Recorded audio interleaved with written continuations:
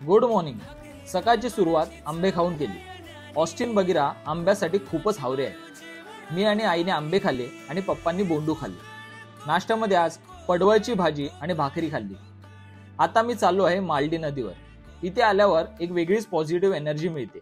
माझ्या आवडत्या स्पॉट मधील हा एक स्पॉट आहे। सुनीता काकी आणि वहिनी मिळून वाडा साफसफाई करत आहे। दादाला साफसफाई करताना एक जुनं कंदील सापडलं।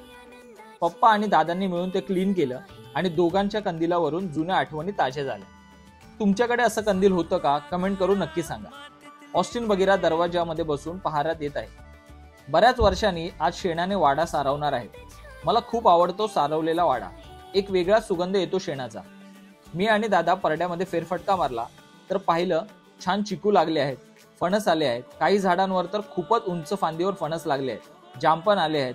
साधारण 12:30ला आम्ही पेप्सी ब्रेक घेतला आणि लागलो परडं साफ